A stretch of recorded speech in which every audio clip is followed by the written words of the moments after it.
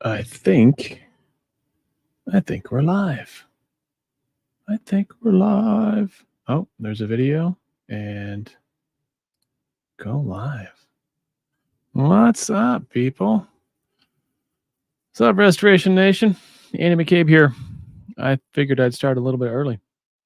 This is the Restoration Rebel Roundtable for the 8th of August, 2024. I cannot believe summer's almost over. Kids are about to go back to school.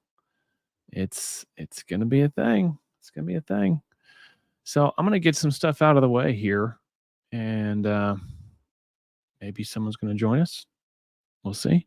We'll see who shows up. But you know what we do before every single show? We read the agreements. So here we go. I'm gonna present these agreements right here. All right. Restoration Rebels. Agreement number 1. I will protect the value of my services. Offering free services only serves to erode the value of similar services industry-wide. Agreement number 2. I will practice incredible transparency. I will explain the claim process to my client. I will not hide pricing details or falsify reports. I will never communicate with an adjuster without also communicating with my client. Agreement number 3, I do not believe in competition.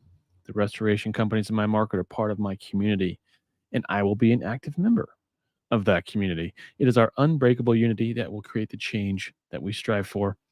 And agreement number 4, I am willing to walk away from any project, client, or contract that is not compatible with my values and stated mission. No relationship is worth losing money, sleep, or my humanity. What do you know? What do you know? All right. Before we get too far down the road, I'm going to copy the invite link here and post it into the Restoration Rebels, because you have to be a member of the Restoration Rebel Facebook group in order to come on and join us live. So we'll see who comes in. I know I started a little early, so maybe we're not going to have anybody here. But so if you're in the Restoration Rebel group, you've got an opportunity to enter a raffle for. Let me see if I can. Can I get back to that? Maybe I can. Maybe I can't. I'm gonna have to open another Facebook page here. Go to the Restoration Rebels, and yeah, I can see that.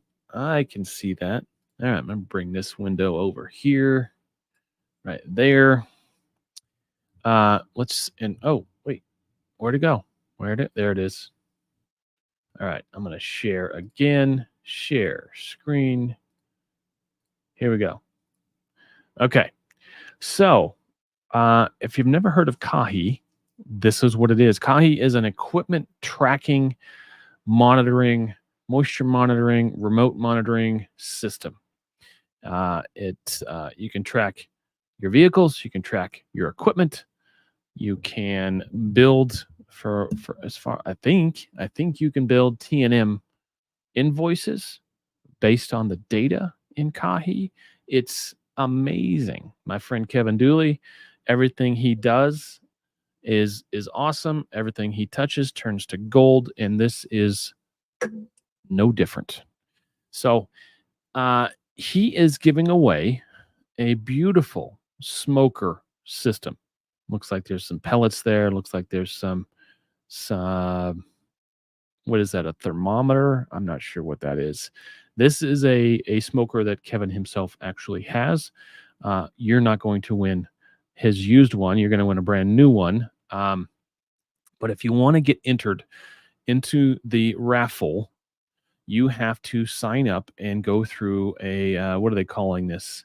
A discovery call with Kevin's team over at Kahi. And the website is right there. I'm gonna put this website. Hold on, here we go. Let me see if I can multitask. HTTPS kahi.io/tailgate. Boom. There we go. Okay. All right. That's there. So you want to get involved? You want to check out Kahi? I think you should. If you're a restaurant restorer, you have any equipment at all, you should check out Kahi. And then get yourself entered for this drawing.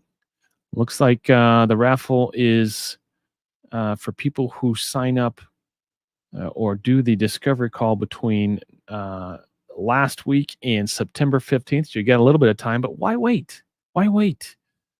Maybe you're not deployed yet on a hurricane, so get ahead of it. Get a hold of Kahi. They'll set you straight, right? Let me see here. Remove. Okay. How do I stop? Stop sharing. There we go. I'm back, people. All right. Well, until we get somebody else here, we're going to answer a question. Let's answer a question. Here we go. Mr. Darrell. That's a barrel claim I talked about in your last live. Now an attorney has been associated. Oh, you're going to have to give me some more context there, Darrell. I'm not sure what you mean. And yes, trying to multitask over here. Anytime you got more than one screen and then more than one window on each screen, things get weird. But the good news is I finally figured out how to stream into the Restoration Rebel group on Facebook because Mr.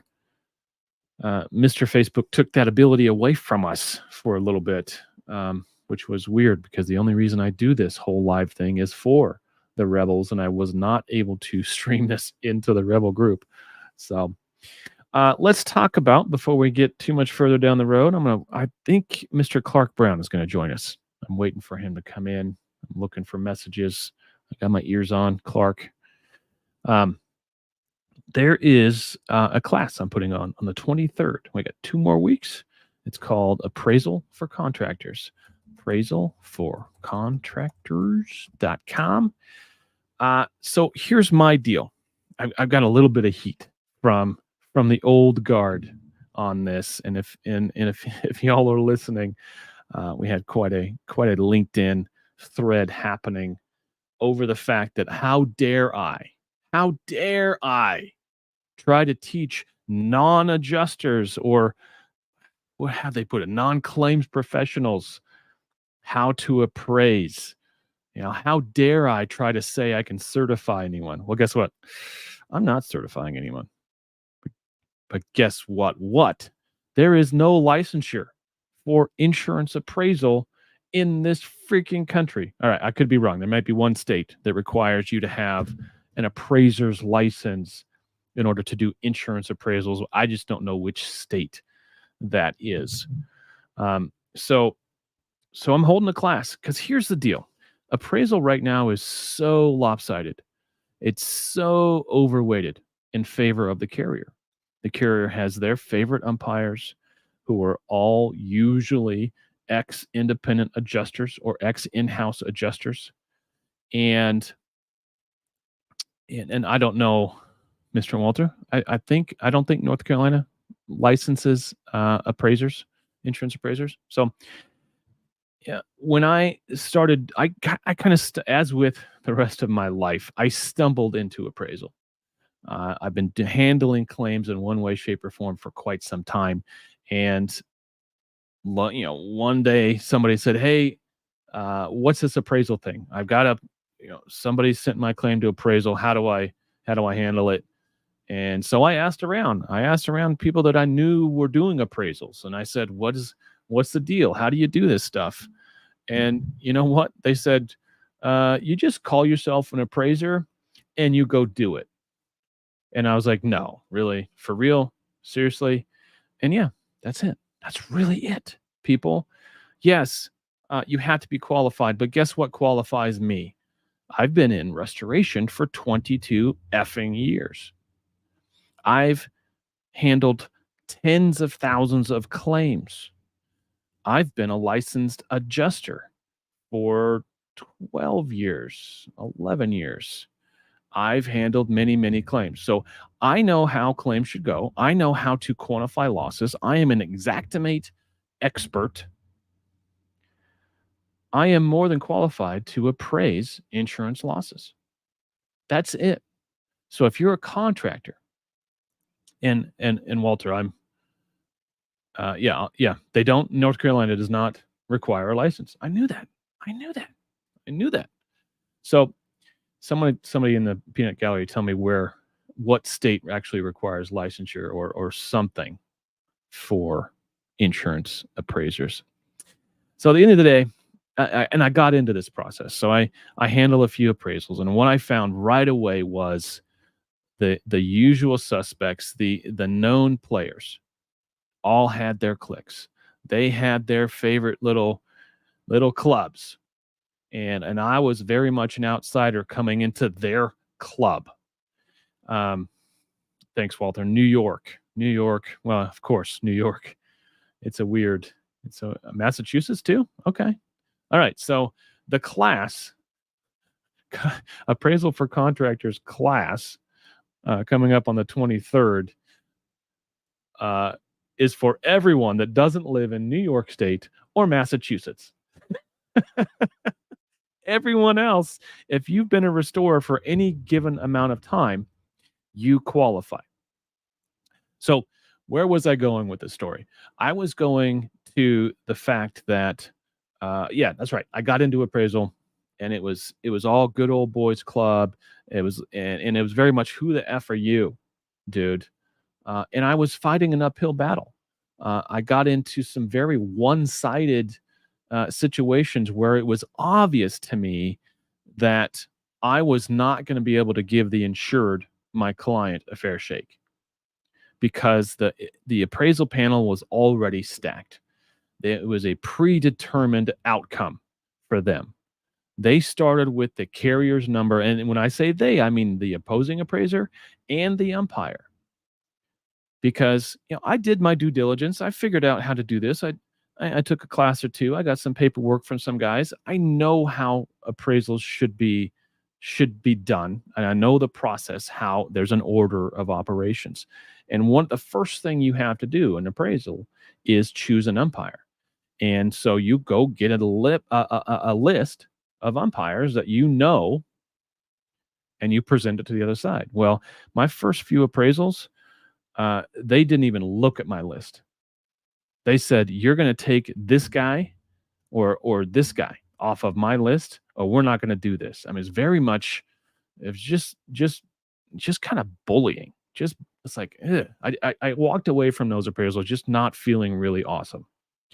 And just quickly realizing that the entire deck has been stacked. They have front loaded this entire process. And now, when it comes down to it, if you get on the wrong side of a carrier and you become a known entity as a contractor in your market, certain carriers will just instantly see you and instantly go to appraisal because they know they can control the process. They can't control you, right? But they can control the appraisal process. So that's how they do it. I know of one contractor he's just getting screwed, man. He's got like 50 files in appraisal with Safeco. 50. And what is Safeco's game? Safeco's game is going to choke him out. They're going to starve this guy out. They're going to delay payment on that claim, and by the way, delay payment to their insured for the invoices that they owe.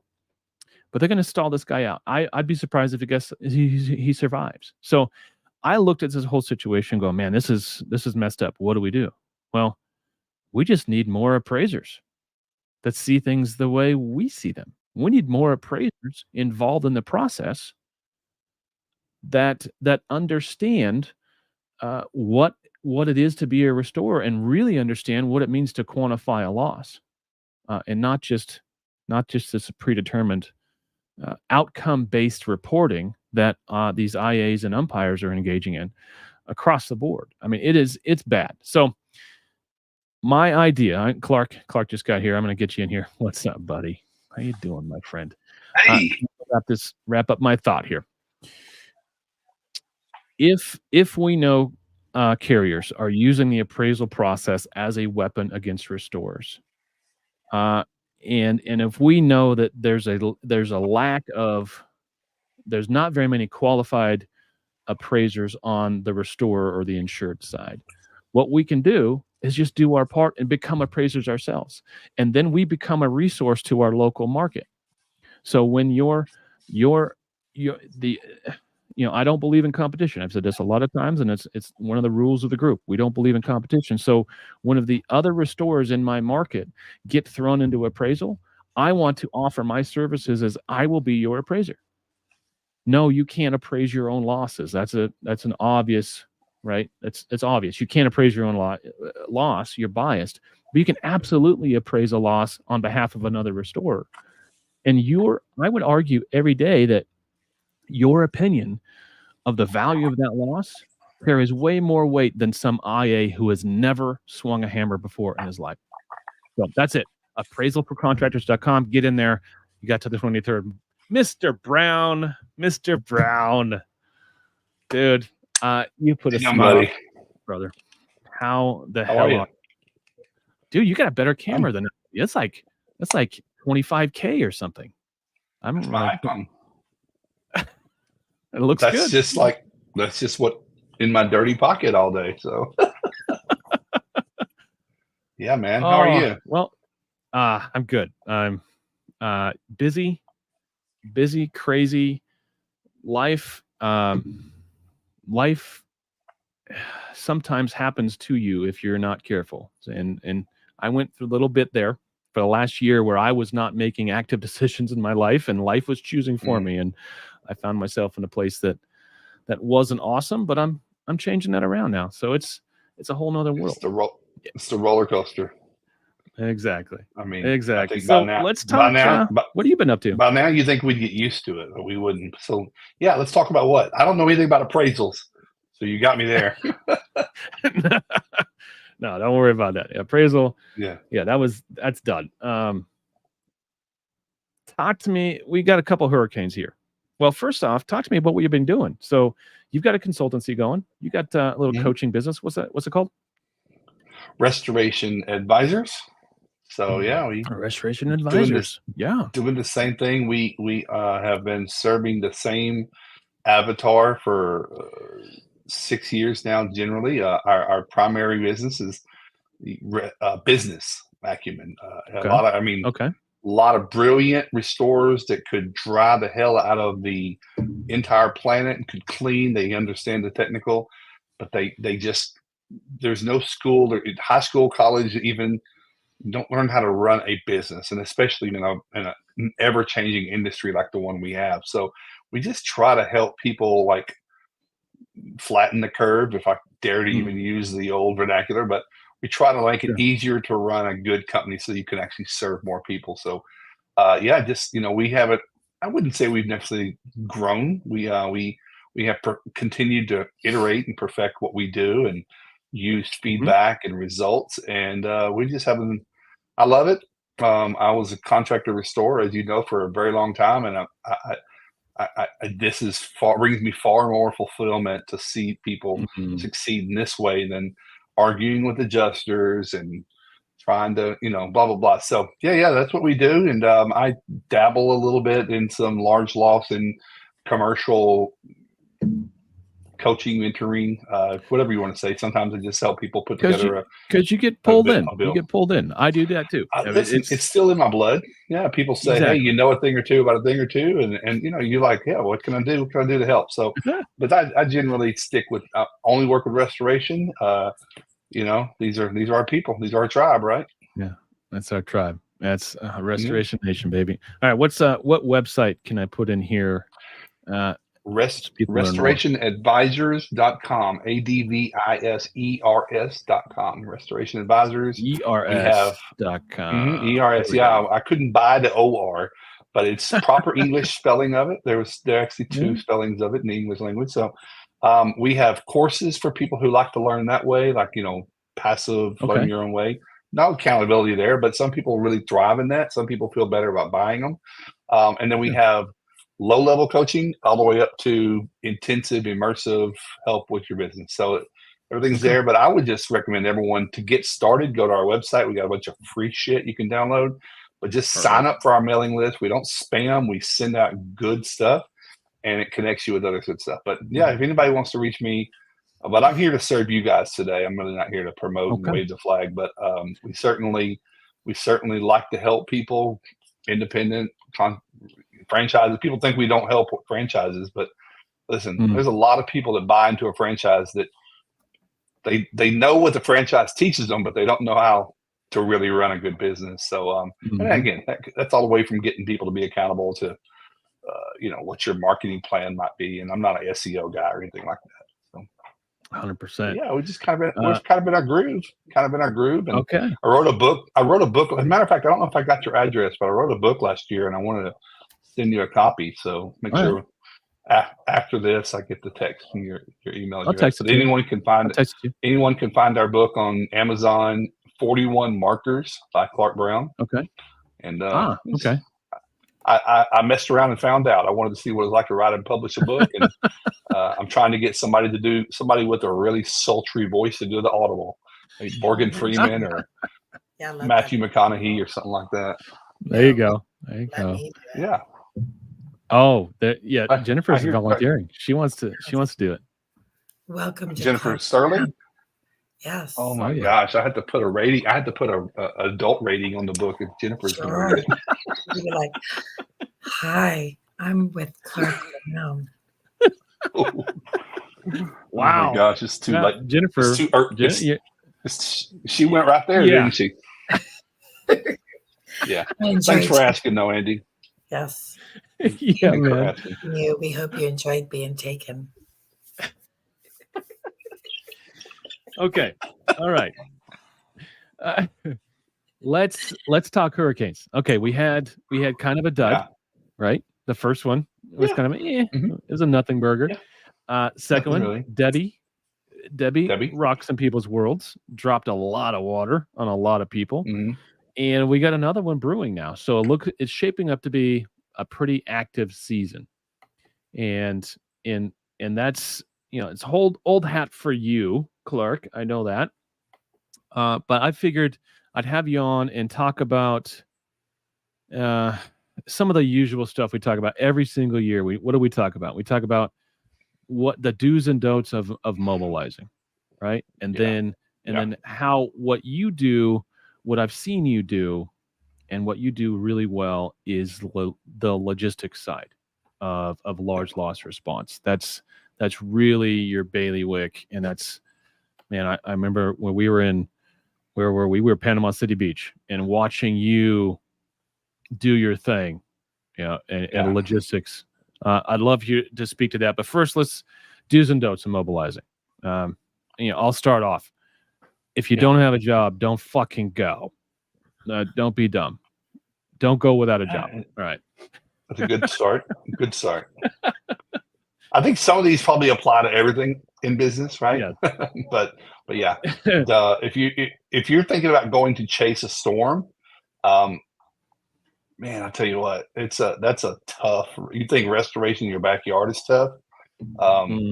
Yeah, but don't. You can position yourself to be invited by customers or something. It takes a little bit of work, a little bit of forethought. But if you just are watching the Jim Cantore on the news and say, "I want to go there," you better have some money.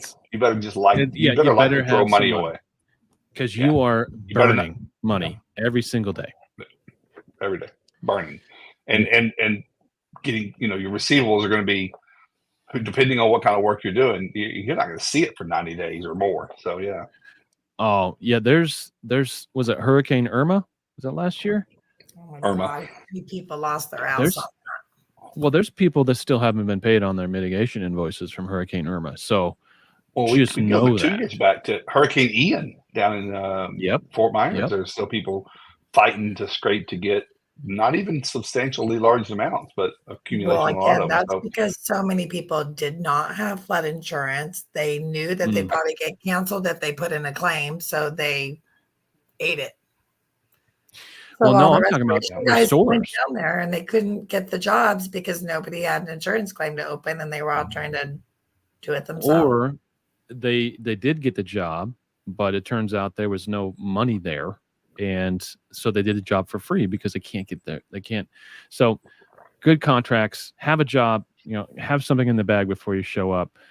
Get really good contracts dialed in, and mind your overhead, because there's guys you get a crew of 10 just mobilized, and you're sitting in a hotel waiting, to get let in or waiting for that first job to hit.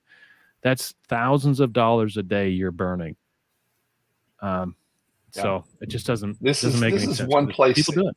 Andy. This is one time where knowing the difference between revenue and profit make a lot of difference. You might be seeing dollar signs of the potential dollars, but revenue is one thing. But they're just thinking about, well, will I make money? Will I?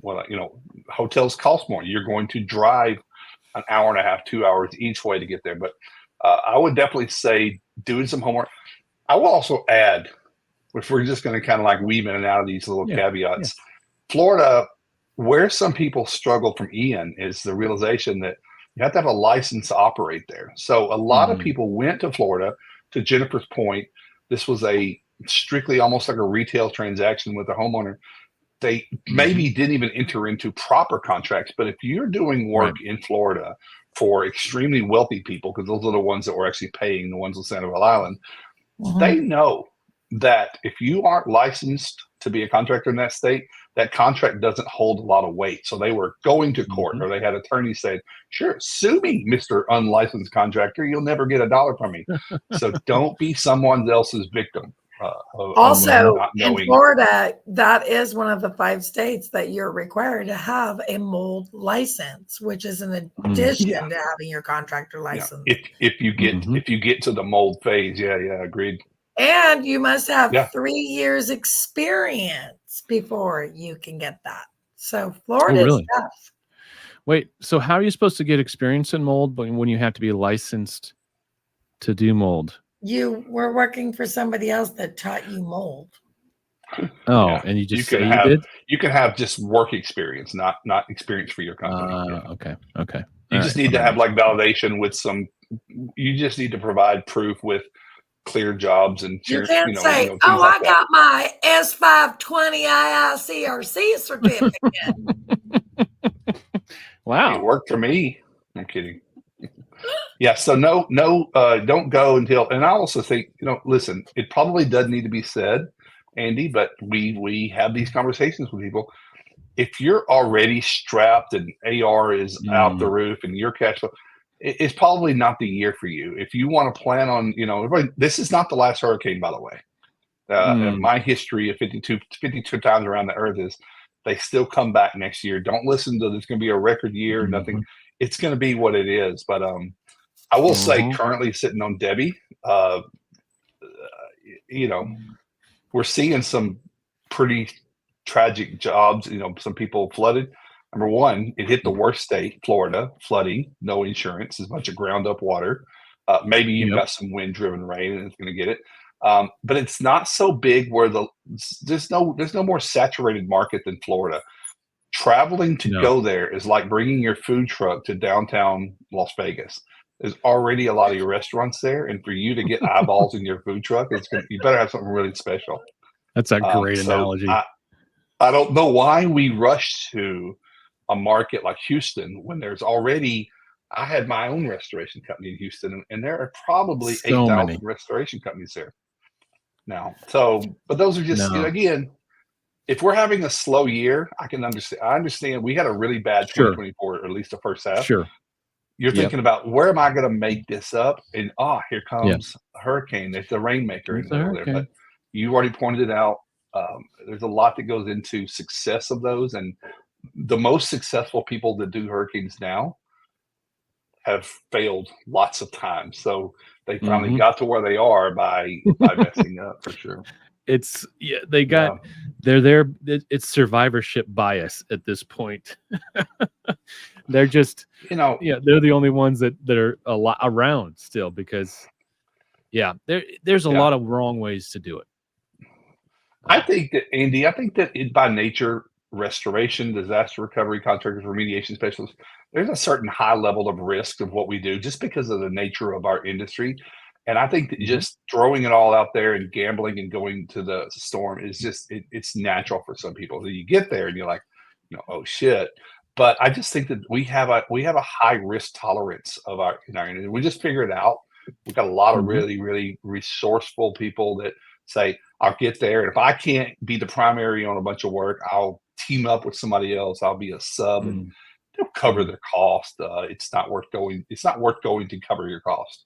But our industry is full of resourceful, street smart, sometimes savvy guys that say, I'm going to try it and I'm going to F around and find out. And so we see that a lot when you and I have gone to these storms and like, why did you even come here? You're like, man, I've got $8 in the bank. I can't even get the fuel to go back. I'm like, well, what are you doing here? But what are you doing here? I'd say back in the 1800s when everybody went out west for the gold rush, it was probably the same thing.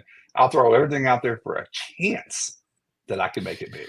Well, and, if you got nothing going on in your home market, you got nothing to lose. Right? You're going. I know a guy that. Well, that's true. You do have something to lose, but you're not walking away from work in your local market. Well, I called that the Home Depot trip. And that's when you just tell the guy to go to Home Depot and rent a box truck for $29.99 for the day and rent 3 vans and then drive around and see if you can make a gig.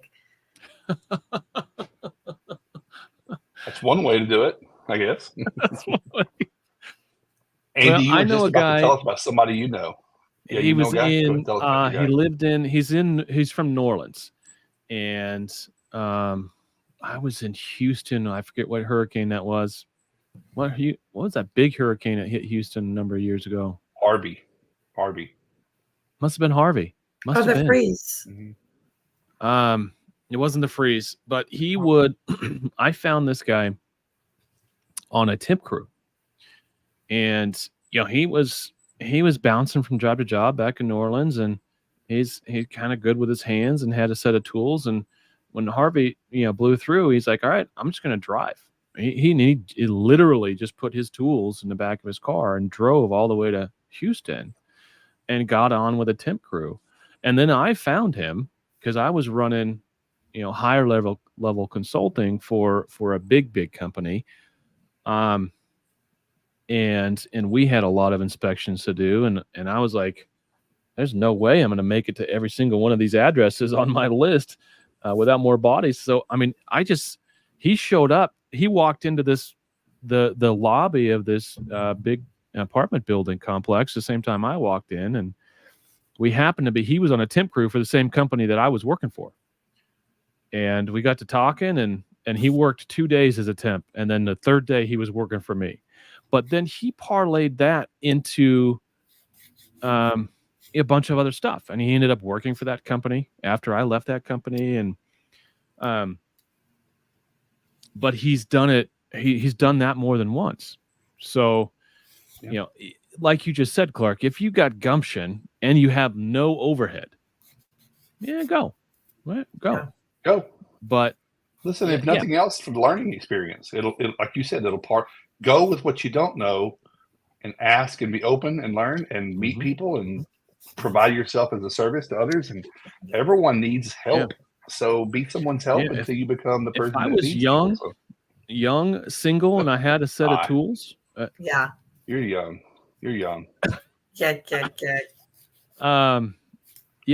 I'd go knock on doors of restores in those markets. Say, hey, I'm a body. I know you guys are overwhelmed. This is my skill set. It'd be a great way to learn. Great way to learn. But lots have done it that way. Lots of people have done it that way. Lots of people have done it that way. But you got to be careful too. You got to make sure your contracts are dialed. Well, and I think that could lead into our next do and don't is if you are going to do what Andy just said and head down. If you're a small 2-truck operation and you're like slow at home and it's really not going to impact your day, you got to be careful who you team up with. I know Andy has a list as long as his arm about partnering with the wrong people, and there's a lot of the wrong people in storms. Yes, we do. So Yes, we do. there's doing your due diligence and then doing your really, really due diligence. And I would say if you're surrounded by good people, if you're part of the rebels and you've got a circle, check people out. It Yeah, doesn't take and- long to ask a name of certain people, and those like, It doesn't. no, don't go there. And so do a little bit of due diligence. Don't chase the money, because it's like I said, it sounds great at what you're being promised, but it's Mhm. only great when you actually make it and when the actually Yep. proof is in the pudding. So partnering with people, going down there. Listen, there's no shortage of people that would love a young, eager, maybe naive contractor to come down and shoulder the weight of helping them fund and finance their operation. So Right, don't be because that guy. that's what it is you know, they're going to make money on you, and you're going to have to carry that receivable until they decide to pay you. Until they settle or whatever. Hey, if I can add some input about the partnering part, I always tell everybody, don't partner if you don't have to, because you guys, they never, ever make it. Rarely ever make it. Partnerships. It doesn't matter if it's two brothers, two best friends, husband and ex-wife. It just is really hard to unwind it. The company becomes more valuable than it was when you both were like, nobody was getting payroll. It's hard to unwind it. It doesn't go away fast. I also see guys that are older that want to get out, and they decide they're going to loan out or rent out their contractor's license as an RMO. Y'all think you have no liability for that? You absolutely do. Be very careful when you let someone use your contractor's license and you think you're just going to get your 15%. You're going to wait for your check every month. You are supposed to be overseeing daily operations, and you have personal liability, and it's a misdemeanor. You can go to jail if there's personal injury or something happens. You will be liable. You don't get to play that. I'm just, the RMO. I'm just letting him use my license. I'm just the paper contractor. Yeah, it's not a thing, y'all. So be careful with who you get in bed with. It is not a thing. Unfortunately, we don't have the Rebel chat in here. But if you're part of the Rebels, get in the chat. Jeff Moore is talking some good stuff here. Justin Cupo just said, I've told I'm going to be broke all my life because I've been prioritizing my local leads over storm damage an hour away. And that's not, you've been telling lies. Always take local. Always stay in your market if you can. And guess what? There's going to be guys in your market, they're going to leave. That's your opportunity to take their share. That's where Danny Strong, as you know Danny very well, he says, I love hurricane season when everyone in my market leaves, and everyone that they've marketed to all year long, they start calling because they have regular day-to-day claims, and you can't answer. I'll be the Huckleberry. So it's it's that FOMO. FOMO kicks in a lot with storms. Like you all of a sudden think that your market's going to die with leads because it's all over in Florida or Louisiana or Houston. It's not. There's going to be you're going to see all the leads come from people you've never heard from, because the big boys have shrunk their leads, their responses and stuff like that. So that's a good point that I tell all the people. What would happen if everyone in your market or half of the contractors left and you were left? And then people say, oh, I would do great. To do great, because in your own backyard you're much stronger. You build community and you can stuff like that. Yeah, that's a good point. Contracts. You've already mentioned having a good contract, Andy. And literally having an actual contract. That's exactly right. As I'm about to say, Clark, is I cannot believe the amount of people that I still see today have with this work authorization, with no consideration, no schedule of fees. It ain't a damn contract. No. But they're running with it. They're running with it. And listen, I wouldn't get any business if I had a contract with, make customer sign.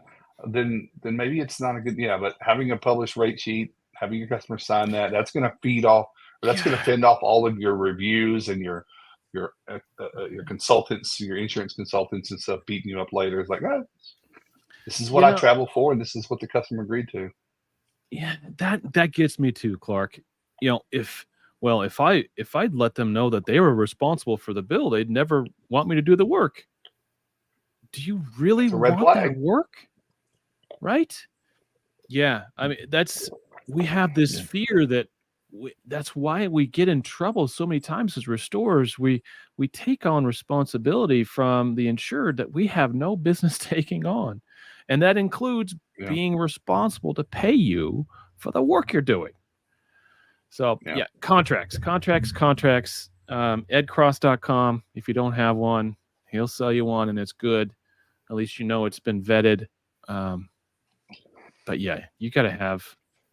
Also, if you're a member of the RIA, they also on their website have some templates for contracts. Oh, they do? I didn't know that. Okay. Didn't know that. Okay. Well, if you're a member of the RIA, if you are a member of the RIA, I would say leverage that group. If you're thinking of traveling to a state that you're not based out of, use the network of the RIA and say, hey, is there anyone in that market that I can help facilitate, supplement with? Again, that's you've got a level of trust there that someone has actually put their name and been part of something bigger. That's probably better than an LLC that just started last week trying to go to the storm. So if you're part of the RIA or any group, you should be dipping. You should be dipping into those contacts. I think that's the same with the IICRC too. You can put in the zip code, and it will pop up the other associates in that vicinity, and maybe partner with them because at least you know anyone can. He froze. Uh-oh. Yeah, the lights went out. I think he lost power. Oh my. Clark Is lost he in power. a storm area? I don't know. I don't think so. Well, let me go ahead and do up North Carolina. There he is. There he is. We lost you. We missed you, Clark. Missed you.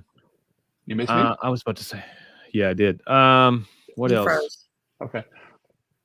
I have a good one, Andy. All right, talk to me. And I don't want this to all be. I don't want to be all don'ts. I think we need to kind of give some people the positives. But let me give people from my.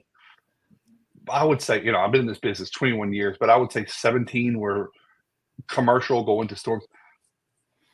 There, if you've never been, or if if it's not really in your wheelhouse, you've got to consider the toll on your people, on your team. And you got to take that into consideration. Yep. Do I have a team of maybe you're shorthanded and you barely have just got some brand new techs and lead techs and stuff, or you've got a hodgepodge team. Maybe they're pretty good. The idea of going to a storm might be cool from a experience standpoint, but you and I and several of people listening, Jeff, the conditions, the environment, just from the hardships of having no power, usually high heat, humidity. It's a literal war zone. There's no infrastructure. It's taxing.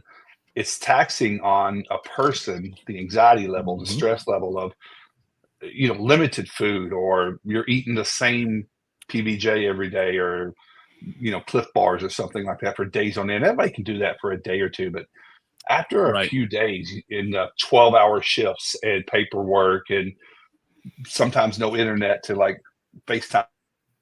Wet work boots. You're not connecting with your family. You're getting disconnected. Yep.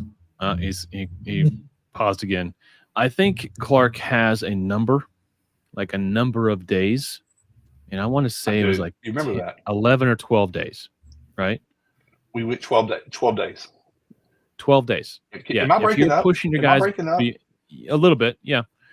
But if you're pushing guys more than 12 days, you're going to burn them out. And when you eventually do send them home, they're not coming back, right? No. And if you're getting into a bunch of work and you've got 2 or 3 or 4 weeks worth of work, you need to understand that your workers are not machines, and they need that downtime, and it needs to be. Is it 10 to 12 on and how many off? 4 or 5? 3 to 4. Yeah, depending on where you are. But yeah, I would say 12 days and then send somebody home for 3 or 4 and let them reset. You've got a whole day of travel, so you got to think that if they're traveling for 2 of those 4, that aren't really only getting 2 days. But they need to tell you, say, you go get your R&R. But what that doesn't happen, Andy, because a lot of people don't have replacements for those people. And so there's such a small band of warriors that if I send Victor home or Jessica home, I don't have someone to fulfill that position. That's why a lot of people don't send anyone home. They say, come on, muscle it up, stick it out a couple extra days. I will tell you from too many experiences, safety issues start to happen, judgment. You start to do things wrong. You start to make mistakes. You certainly start not capturing everything you're doing for your billing and blah, blah, blah, blah, production. blah. Production just goes way down. Just production, turnover. It's a cascading effect. But it is from, we thought Michael was pretty tough in Panama City. No cell signal for, was it AT&T? People were having to go to Destin to get Verizon. And in today's digital world, if you don't have connection through a digital, that's an anxiety for a lot of people. People freak out after one meeting if they can't get on their phone. So imagine that for days on end. So those are good things. But I'd love to talk about a positive. If you have good partnerships, and you and I both know some contractors that have Hurricane Florence in Wilmington, some brand new people in the industry said, hey, I don't know. Great guys went up there. I don't know crap from crap. I don't know anything, but I've got tools. I've got a truck and some equipment. Put me to work. I want to get my feet wet in this storm. They come out. They help out a few jobs, make pennies, start doing some of their own. They start meeting some local, referral partners, or they even driving their truck around. The homeowner will say, hey, can you come help me with my, and they turn that into someone, I know one guy in Florence, and, we both know that he probably did 250,000. That's more than he was expecting to do for the whole year. In the whole year, right? He did his year in that month he was up there. Yeah, he's out again. Justin came with Starlink. Yeah, Starlink is something that we did not have if what would you and Clark, what would you have done for Starlink when we were mobilizing? Man, that would have been oh my God. That's unthinkable. I don't know what I would have done. Yeah. That was amazing. And that's been about 3 or 4 years, 2-3 years that we've had Starlink, but we went with hotspots for a long time. We had satellite phones, and we tried everything, but it was a big deal. But again, you can do a storm. Even in your failures, you can figure out a lot of things that will help you back in your home market. You're like, okay, I learned how to bill a bigger job, and that will relate to if you're from Little Rock or if you're from Salt Lake. I can bring that information and that knowledge back home to do it. But people are going to go, Andy. We're not going to talk anybody out of going that wants to go. Probably, I would say no one's ever said, "Gosh, I listened to Andy and Clark, and they kind of convinced me." You should talk yourself out of going if you haven't read your insurance policy and you find out that your policy excludes certain states that you're allowed to do work in. So really, yes, sir. So that exists. That's a thing.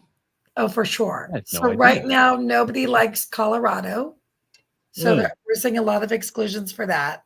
Michigan, we're seeing more exclusions for that. And Florida, we're seeing some, but 100% always New York. New York is excluded from everybody. And then so if you're not licensed and insured in New York, you can't bring your contractor's license to New York and have coverage.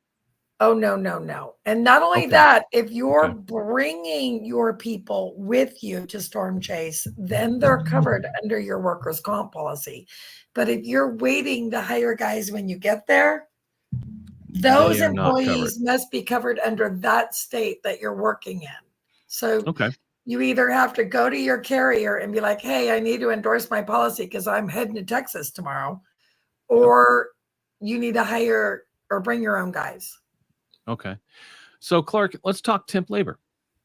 There's who's out there? How many companies out there are providing temp labor for cat hundreds. response? There are Hundreds? Okay. hundreds of. Do we have temp favorites? labor. It's funny that we have a few. I don't know if I want to mention them really. Okay. I don't. We do have I'm not favorites. on anybody's payroll. We have some people.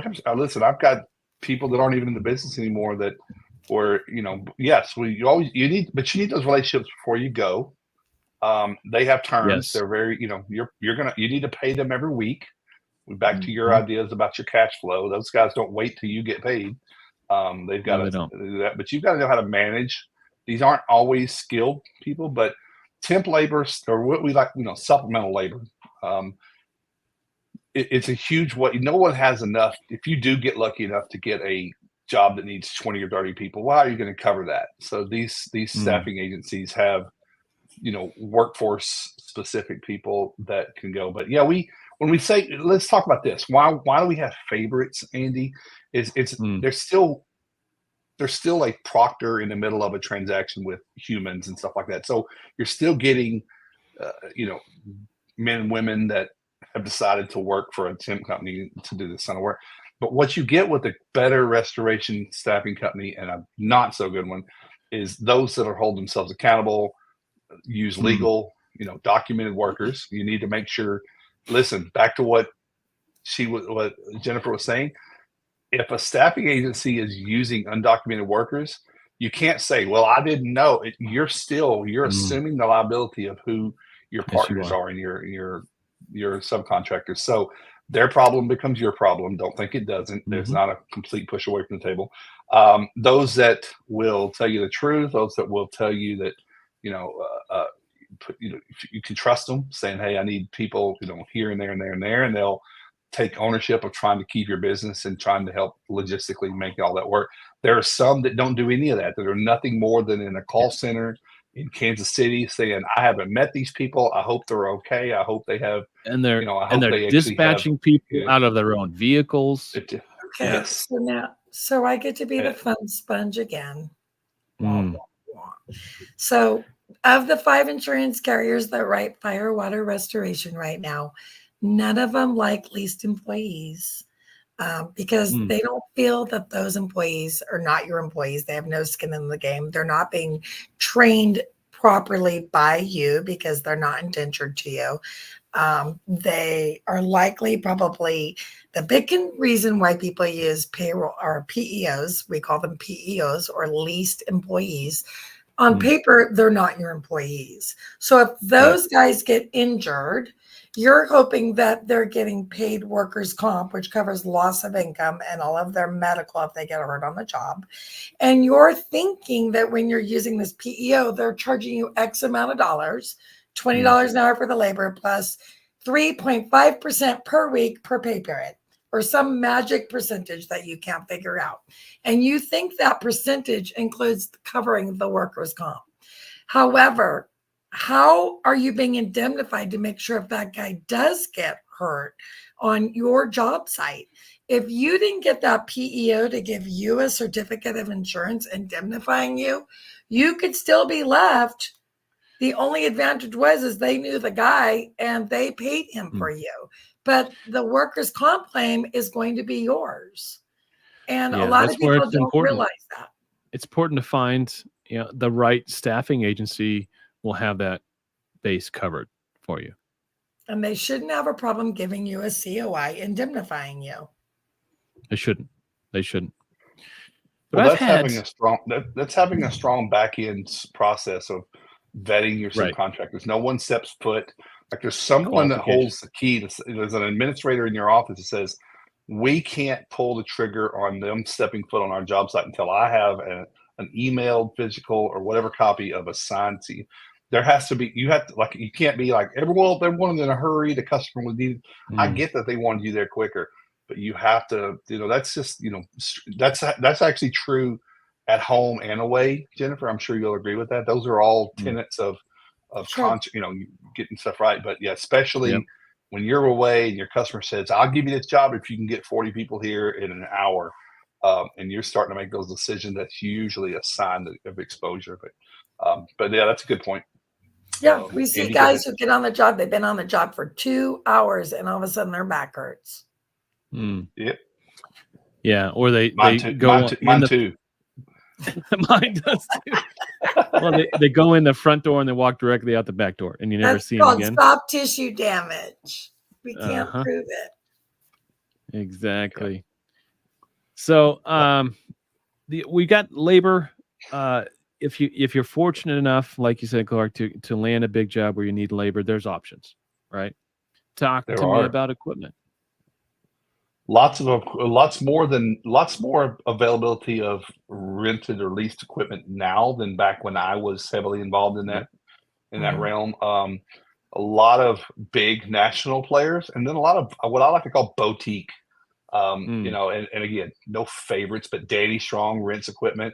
Our buddy Parker is in the equipment leasing business now. So Catmos. Let's Kevin not Dooley. forget Kevin Dooley, Restoration Co. Yep. Scott Tarpley, disaster. Scott Tarpley. I mean, these are. I don't know. You know, Sunbelt United, Hurt. They all have them. But what you want is a service provider of equipment, big and small. By the way, we're also talking desiccants. We're not talking only portables and stuff like that, but we're talking bigger pieces of equipment. That what you get with all the names we just listed are the technical associates that help you set that stuff up. They're going to run it.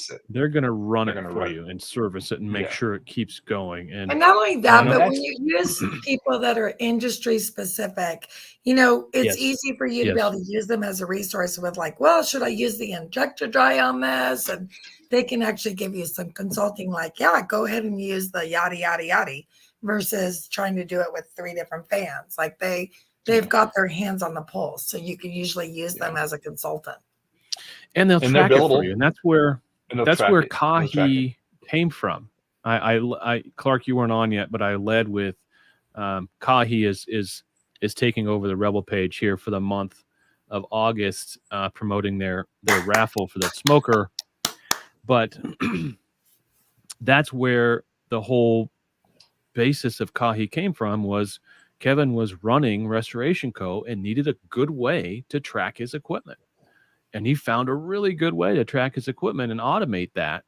And now it's become a service to the rest of the industry. So, you know, someone like that, you not only get, you know, access to equipment that you wouldn't otherwise have access to, right? Yeah. But you know every day where that equipment is. You can start doing your burn rates. Talking about burn rates. How important are they? If you're budgeting your job, it's imperative to know what the burn rates are, and then change orders and supplements and things like that. You know, like knowing that you're blowing your reserve or something like that. You have to know, your finger has to be on the pulse of those things for sure. Mm-hmm. So large loss mastery. Yeah, Tom, you've done that a couple times. I have. Was it good? Was it? Yeah. Was that setting you up for cat response? If you want to be parts of it, I think Tom and Large Loss Mastery really helps gives the average restorer the idea of really, you know, what large loss means. The large loss is different for everyone. We've talked about that before on these calls. Is large loss could be 10, 20,000. It could be $1 million. So that's a very, very, very abstract relative term. But it really, Tom has a great program that helps anyone of any size of where you are, of how you can upscale. And that's either managing that project to some degree. He doesn't dive deep into your operations and tell you key personnel, but gives you a glimpse of, you're going to need these type of personnel and these kind of specialists on your team, and how to put a number on a job and come about that very first important thing that we talked about was contract. Yeah. You know, get that number, get that burn rate, get a production rate so that you can put together a real reserve and put a contract in front of your customer and give them some expectations, as well as the insurance. In the commercial world, you're dealing a lot more with insurance parties and stakeholders, but not in the TPA way. It's a little different. They're more their oversight. They're trying to keep things in, you know, communications between all parties going. They're really, I will tell everyone that'll listen to me, in the world of commercial, the insurance relationships they can be just as adversarial if you let them get that way, but they are very collaborative in the preliminary early days of doing a job, and they're just trying to protect their expectations. They have stakeholders, they have responsibilities with their financials, and they're just trying to make sure, and they also trying to make sure they've got the right adjusters on the right sizes, and that they're recognizing business interruption and loss of product. And it's more complex. A lot of it doesn't have to do anything with you, so don't get too tied up into they're trying to inventory their lost product of a commercial thing. That's their job, but they need to know your time, your burn rate, how long you're going to be there, so they can make their decisions. But those are because every single day they're weighing the cost of that business 100%. being down against the cost of the work that you're doing. And oftentimes this is much higher. Yeah, much higher. Going back to Tom, he's now expanded. I don't know how much you stay in touch with Tom, but he has expanded his portfolio of different types of workshops to he's down to like tech level about just communications with your own internal team. He's got a business development segment, so he's helping some people with the business development of bringing those types of leads in. And then he's got the generalized mastery elite that we just said, put together a contract, bid on the job and stuff like that. So, but he says, a lot of his sponsors for that and his partners are those equipment, those labor, those specialists that should be your partner. Those guys should be in your speed dial. You need a fuel company. If you're going to start doing larger scale stuff, you don't just go to Valero or Quick Trip and get diesel. You have that delivered, and you need terms set up with them. You need terms. You need to know what that's costing you so that you can bill accordingly and project it. But yeah, you need to have. I don't know if you expect it, but when you go to a hurricane or a storm or anything, you need to have a hazmat recovery option, like a HEPACO or a Clean Harbors, because you might come through and come across some hazardous material, chemical or other unknown toxicants that just can't be dumped down the drain or accumulated otherwise. So you need specialists. This is what makes the elite, and I know Jeff was on here, ATI, the elite restoration companies have all the players needed to fully perform any kind of job they need to go to. They do. It's really difficult when you don't have internet and cell phone signal to look for these resources in the middle of the storm. It's better to have those lined up before you go. It's damn near impossible. And back to what we said, you don't know who you're going to get. You might get someone to say, yeah, I'll bring you some people to put on your job, but they might not be the right people and they might not be insured properly. So I would say 80% of storm work or hurricane is done before you ever deploy. So it is getting all your ducks in a row, your insurances, your communications and stuff. And that's that goes back to anything, is if today we're talking about this and you say next year, I want to think about being part of a storm, then reach out to Andy or Jennifer or me and let's help you with the checklist of safety. I mean, your safety procedures when you're on a commercial job, they can't be just Google it and see. You've got to have OSHA shows up. And, you're really, you talk about exposure. When you start having willful violations in OSHA, those numbers can get really big real quick. So lots of little cuts and bruises that you don't think about that are there.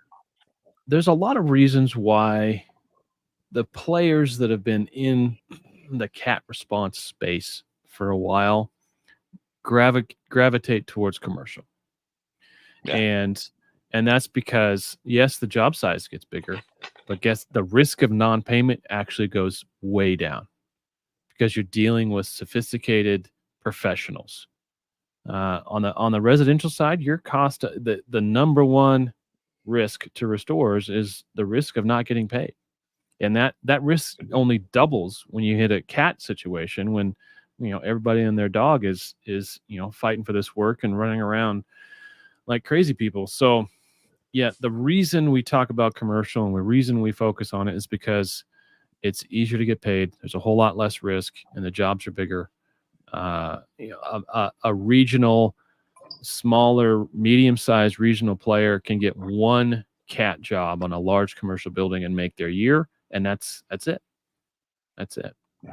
So, and that's where your relationships that you make can become valuable even all year long. So if you meet a large adjuster, and by the way, insurance adjusters on commercial to support what you're talking about, it's a different caliber of people. Way. Like they really understand. Generally, a larger loss adjuster understands.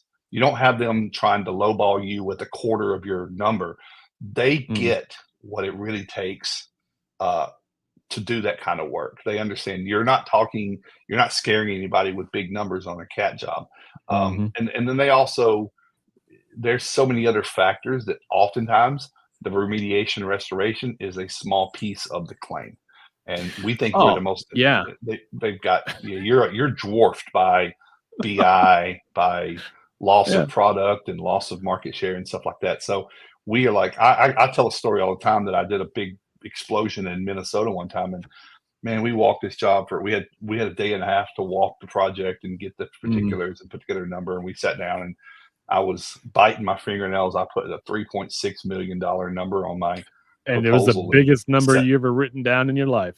It was probably at that time the biggest that I personally had generated to create. And I was every insecurity and doubt in the world was like, is that the right number? And I was like, well, this is what I'm going to go with.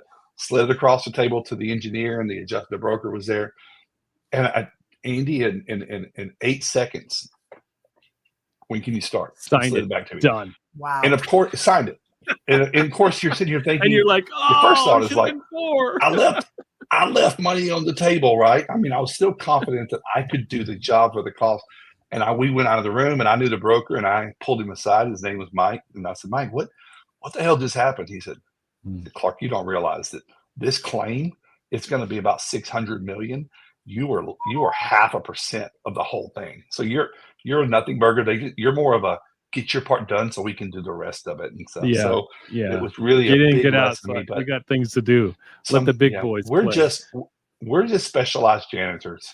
We have to really get our egos in check. That when can you get out of here, janitor? The adults have to have a conversation. But 3.6 million at that time. You're right. That was probably the largest I personally generated, and then but it gave me, everyone has their first time, but went on to do the BP oil spill, and I put together the number for that at 211 million. So it's all relative in scale, and that was a couple billion of exposure to BP and stuff like that. So, but it's all. I mean, listen, if you're a small guy, you're like. You're juggling between, I really want to put 26,000 on it, but man, I want to win it, so I'm going to go 21. And then you find out, especially if they ever went to appraisal, like, that's a $35,000 job. You were off the whole time, but that little insecure piece of it. Yeah. But don't negotiate against yourself on the road. Don't. What's the old term, Andy? If whatever your number is, double it. Right, you're probably take your number and double it, because you're not factoring all your overhead, things like that. Especially on the road. Don't estimate with your checkbook.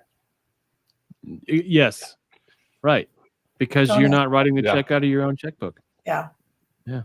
Well, I was talking to someone in our Montana retreat, and he reminded me, don't estimate to what you think the insurance will pay. Estimate for what the job needs and start from there. Like, I'm going to speak for the building. I'm going to speak for the project, because you're never going to be on. Like what's the basis of what someone else that's not doing the work? They're never going to want to pay a full price anyway. They're not going to know. They're not going to want to, and they probably wouldn't. Even if they wanted to, they wouldn't know how to do it. They're just using a bunch of crappy other estimates to base off what they think the value of it is. So, speak for the building, estimate it straight and narrow, and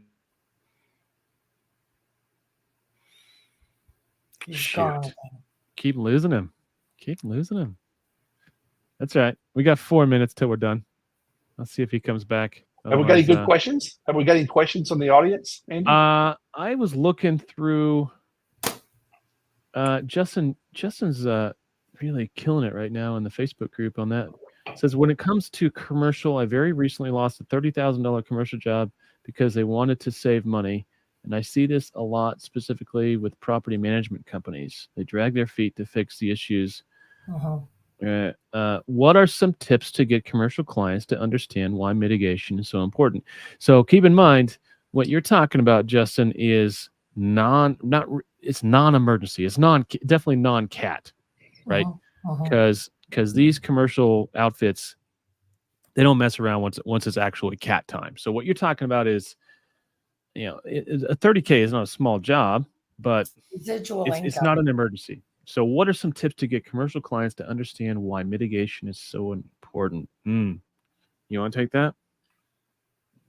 Yeah, I mean, I'll go back to the obvious is if you're going to be the expert in a field, everything about you needs to know that. Like there's a lot, like if I go to the doctor, I'm probably self-diagnosing. And when the doctor starts throwing out bigger operations or bigger procedures, I'm like, I don't want all that. I just want a Band-Aid.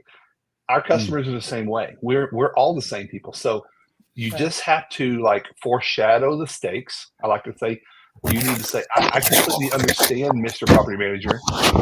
You have a budget. So you have a budget, Mr. Property Manager, Mrs. Property Manager. You have a budget, and I understand that.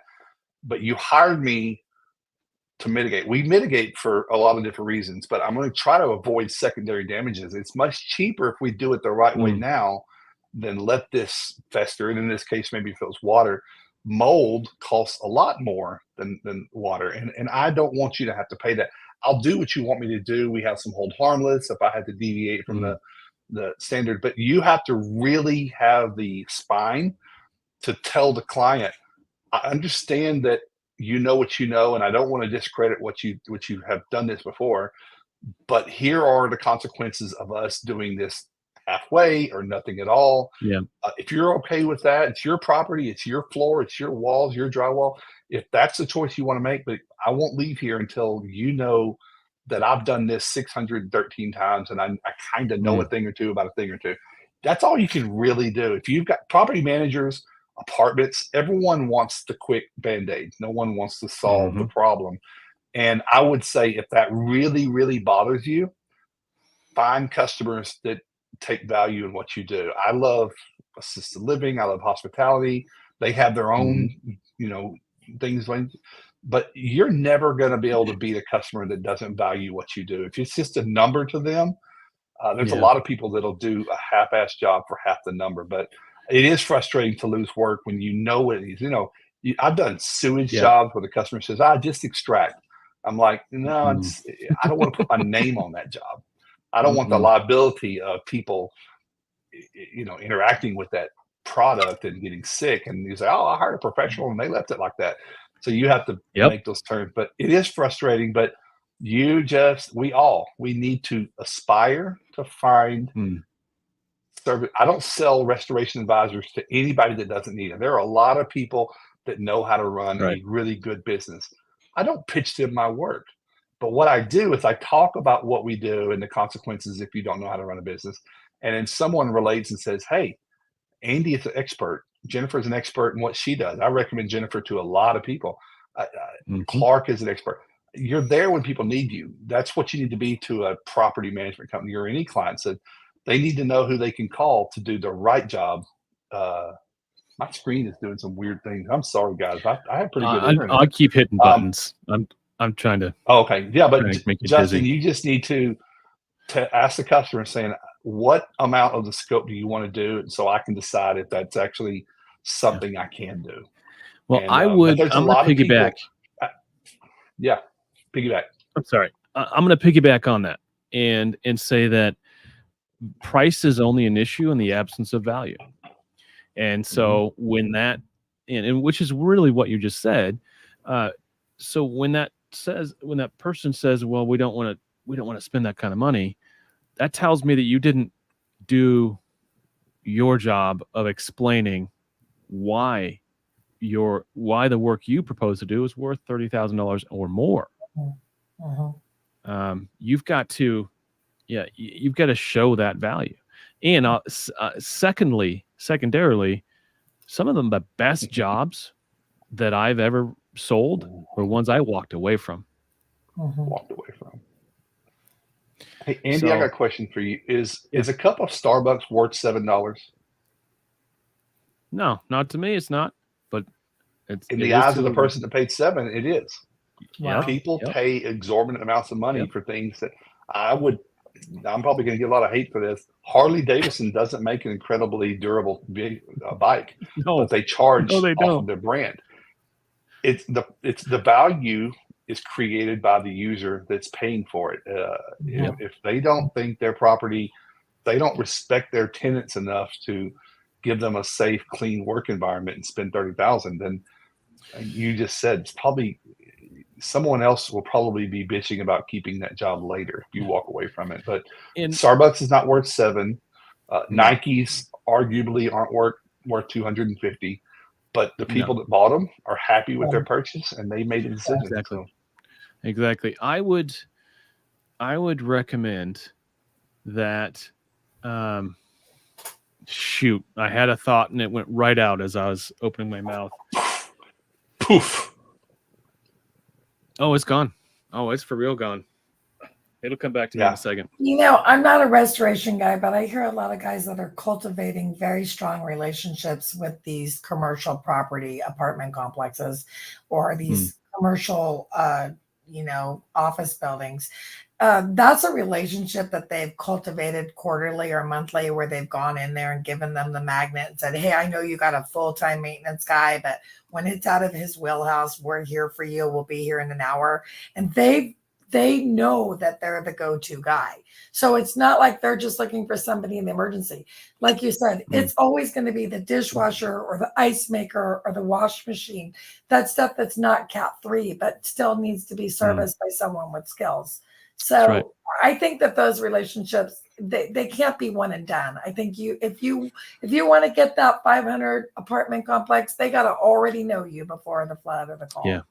And that's where you start with a carpet cleaning or something like that. Okay. I remember what I was going to say. I understand, I have 52 trips around the sun. No, 50, sorry. You're 52, Clark. Both of y'all. Yes, you are. But I know I have a high level of confidence in my number. I have a high level of confidence in the scope of work that I've quoted for that number. And oftentimes, one of what a commercial, this property manager will say, they're only trying to get you to decrease your price. So they're going to say, well, I got somebody else, or I'm going to, I don't want to spend that kind of money. When you walk away, but you don't say anything, you don't respond to that, oftentimes that'll come back to you because they're just trying to get you to lower your price, and they know full well they can't get it done for less. Or maybe they do try to go get it done for less, and they interview 2 or 3 more contractors, and those contractors are garbage, and they're like, oh, well, that 30,000 was looking a whole lot better now. Right? So it's not over.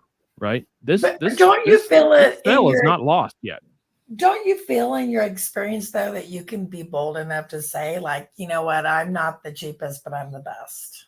Like it takes a long time to get to where you can say, like, I may not be the cheapest, but I know that I'm the best. I think you let your actions speak that. I don't know if I would say it personally, out loud in that way, but I think you definitely can telegraph that with your just how you act and the willingness to walk away. Yeah, that's the number one thing they tell you. Jennifer, I know someone who used to say, I used to be the cheapest in the market until I figured out what I was doing, and I'm not anymore. But I spent my years being, and back to, is it Justin or Jeff that asked the question? Yep, Justin. You need to put yourself in the property manager's seat for just a minute. Obviously, that's an obvious statement, but they probably, and if you ask them, they'll probably tell you, have you worked with a lot of shady contractors that you felt like you paid a lot for getting nothing? And they'll probably say, oh yeah, all the time. Say, now I understand where we are have a disconnect because I'm not them. And I understand I've got to prove that. But you probably have been paying, your restoration companies certainly fluff their bills. We all know that. Sure. Andy and I talk about this. Our biggest threat to our industry sometimes can be ourselves. Our peers. We have created this contentious thing, this, whether it's insurance or third parties like property managers, we have a lot of people that don't know what they're doing and that don't provide a value for what they do. And we have to own that. Like I'm not that way, but I'm swimming with a lot of people that are.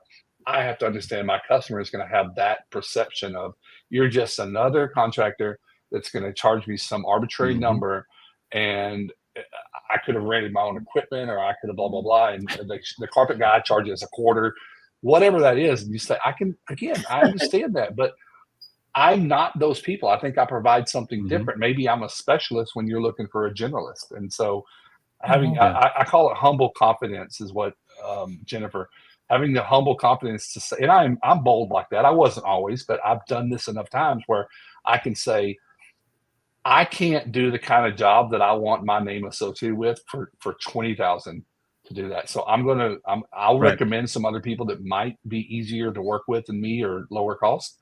But for the kind of work that we do, I pay my people super well. I, have vetted vendors. I have, my costs are going to be higher. I'm going to have to stick to my number. I'm really sorry we couldn't make this work. And like Andy said, they may say, well, I appreciate you defending it. I was testing you to see what you said. And I've been the high number on bids plenty of times in my career. Yeah, I'm sure Andy has too, right? You've been the high bid and said, I think my number's solid. I think the one that's half my number, I don't think it's the same job. I think it's apples and oranges. So I'm not going to compare. I'm not going to, rework my number. But I know that is the key word. I'd rather send my competition to a job to lose money than send myself. It's the price they're looking for, and the scope, and you can't do it. You can do it at break even. Let somebody else do that. Let somebody else learn that lesson, because you already learned that lesson. There's an old mindset of that, Sandy, is like, what it's going to cost me to do the job?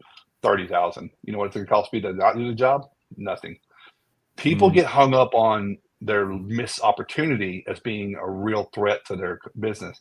It's not. It's only a threat when you do the work and don't get paid or paid in full.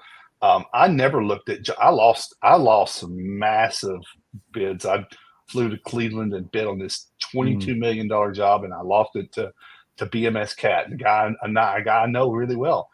But I didn't leave with my tail between my legs. It's just he packaged it better, and he had a better presentation or something like that. But I didn't lose anything except for the flight out there. That's it. I lost $613, and that's how I looked at it. It's like, I'm like, why did I not win that thing? Maybe next time I'll do better. But a lot of people in our industry, a scarcity mindset says, I got to win that job, because if I don't know when the next one's coming in, and that puts you in an uneasy circumstance to bid. You never want to. You don't want to come from a position of need. And I know that's really hard, especially if you're just starting out and you're really struggling to get that work. And I know every single job feels like you have to sign every single job. But if you can get over that, just get through that emotion or that feeling and get to the other side and obviously hustle. You got to get work, right? You got to feed the kids and you got to build a business. But once you get to the other side of that fear, it's going to change your approach to every single job. And when I started, we've all been there, right, Andy? Absolutely. We've all been early there. on. Yeah, 2012, I started claims delegates, and I charged $65 an hour. And it felt like it was like, oh my God, that's a lot of money.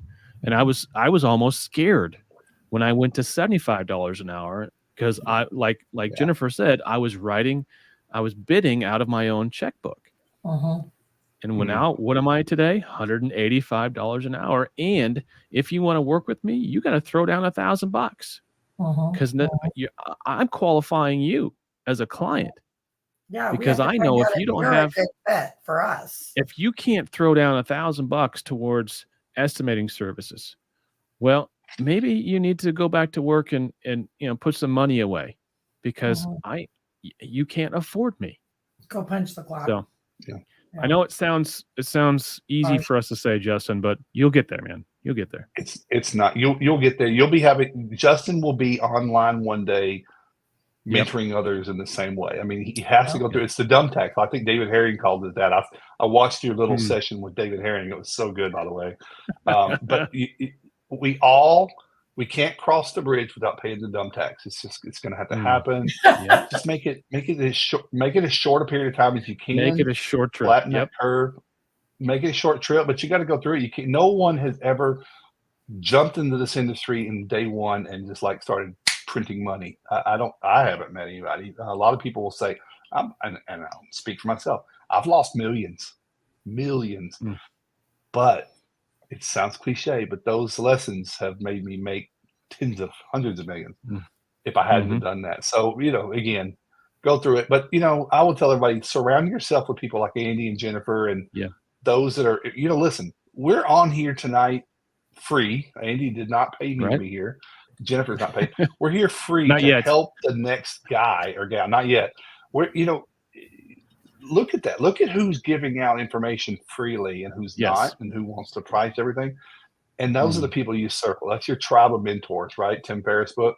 Surround yourself with givers so that you can become proficient and you can be a giver too. So, but listen, storm work, it's tough, man. It's like playing the stock market. It wins sometimes, but the house always wins. And you can, there are professionals like Jeff that Jeff, I know Jeff really well. Jeff, I don't know if he's still on. Jeff has relationships and probably adheres to that. We don't go to someone's inked a contract or we have a predetermined MSA or something like that, but not just going to mobilize 14 tractor trailers and sit in the parking lot of Home Depot and wait for somebody to drive by and say, hey, can I hire you? That doesn't work that way, but people are going to do it. But I just say, be careful, learn from your mistakes and protect your assets and do what Jennifer said. Check all the boxes of what you can control, and then you only have to mess with the things that are out of your control. And don't ignore the things. Totally. And give you guys some grace, man. Like, this is not an easy industry. You guys give up blood, sweat, and tears. You're missing baseball games and your kids, events. Like, y'all have really great hearts to put yourself out there to try to help somebody that's in need. And sometimes your own home is suffering from that storm and you're chasing to help the other guy. So give your guys some grace, because what y'all do is not everybody. It's like you're no different than the firemen. You're running into the fire to help these people. So I just think that if you just keep doing the right thing, you're going to be blessed. I know that sounds really cliche, but I love you guys all very much, because I love that you guys are willing to put others first. Yeah. One more. Okay. So one more do. No, you got one more. Okay. Go ahead. Go ahead. Do. Well, no, let's do the one more do. I want to wrap up with giving a heartfelt, I don't know if anybody knows or follows David Hodge, but David Hodge had a very, very scary health event. He wouldn't really want us to talk about it, but he is mending well. But I love David Hodge with like a brother. I don't have a brother, but that guy made it through a real scary situation, unknown, really still doesn't know why. A generally healthy guy, but you talk about a guy that has educated probably tens of thousands of restores. And he would tell you that he actually coded twice. So he said, I died twice. He goes, you're not promised tomorrow. Let's stop acting like we are. I just came back from a 1 month sabbatical, Andy. I took a month off work to I had a mental and physical burnout, and I ignored it for a year. And I was just at the edge where I was making stupid decisions, and I wasn't serving anyone, Jennifer. I was serving no one for the condition I was in, from the burnout and the anger and the whatever. So I took a month, and I would recommend anyone here, if you can't do that, try to do. But you can't ignore that. But David Hodge on the mend. But if anybody knows David, he had a scary situation. He's really been open on Facebook with his testimony of what happened. He even showed the Ring camera in his house of his collapse. Like, that's real brave to show yourself. Yeah. So, but anyway, one more do. You want one more good positive for a storm? I've got one. And I think it should be the number one. When you do find yourself in situ, in a cat, right away, find as many restorers as you can and break bread. Just do it.